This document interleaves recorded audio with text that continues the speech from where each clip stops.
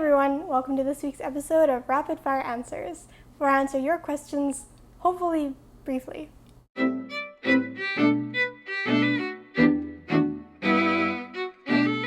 First question is from Anonymous on Tumblr, and they ask, is it acceptable to refer to oneself as autistic without a diagnosis?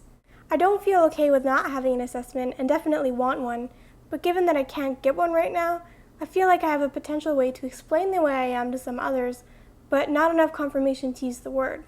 Hi, Anonymous. I totally get where you're coming from. It's a sad fact that autism assessments for adults are expensive, and they can be hard to get to, and a lot of the time insurance won't pay for them. So yes, I totally understand when you have barriers in your way to getting an assessment, but you're pretty sure you are autistic. You've self-diagnosed, you've done all your research, and there are some people in the community who are against self-diagnosis. But I think that's super silly, and I'm not one of them.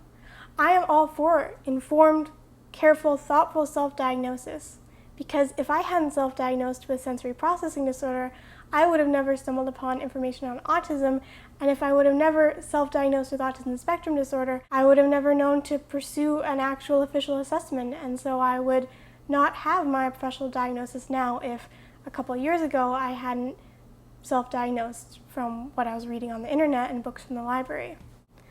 I feel 100% that if you are autistic, you are a part of the community, and I feel like you should definitely feel free to use the word autistic to describe yourself, if that's what you are. And maybe just to be transparent about it, when you're telling people, do mention that you are self-diagnosed and that you're pretty sure, but you're still working on the professional assessment. If anybody gives you any grief, point them in my direction and I'll tell them what's what for you. Second question was actually basically submitted twice by two different anonymous users on Tumblr. Same question, similar wording. It is, hi Amythest, I love your blog and videos, but there's something that confuses me. You tend to write autistic with a lowercase / uppercase a, and I don't quite understand what that means. Do lowercase a and capital A represent different meanings for the same word? Is it an individual identity thing? Second anonymous user asks, why do you write autistic with a capital A? I've not seen that before. First anonymous, you are right, it is an individual identity thing. Just as some in the deaf community prefer to be referred to and refer to themselves as deaf with a capital D to indicate culture and community and identity, I feel the same way about being autistic. Sometimes in my writing I'll use a lowercase a to refer to just general autistic people. Sometimes I'll use uppercase A or lowercase a / uppercase a autistic, just to include all autistic people, including those who might not identify as capital A, community, culture, autistic. For me though, I am autistic with a capital A, and I'm very proud of my community and the cool autistic culture that we have built. Third question comes from dianneschuch on Tumblr, and they ask, were you symptomatic as a child? If so, why didn't your parents react?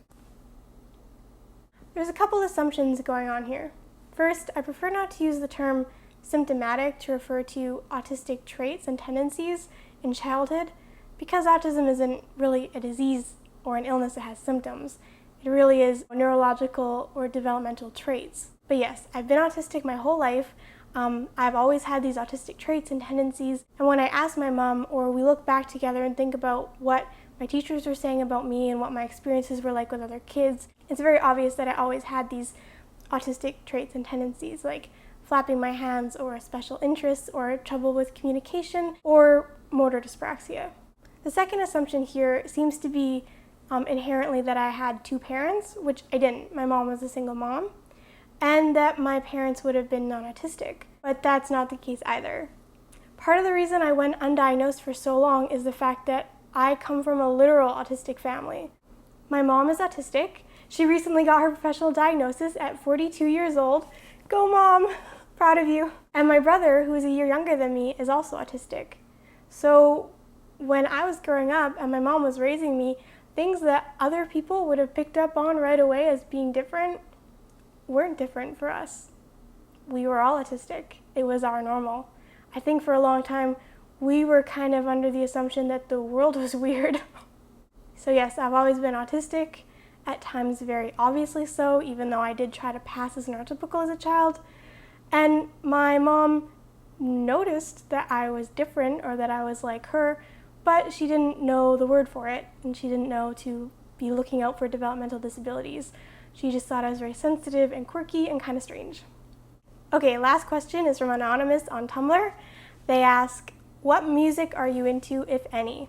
Now, I listen to a lot of different things, but I think this is a cool question, so if you guys want to see what I'm listening to lately and what some of my favorite bands are, I'm going to list them in the video description, because it would take a really long time to list them all, and I would probably forget a bunch and then feel bad. So check out the video description for what I'm listening to lately. Thanks for watching!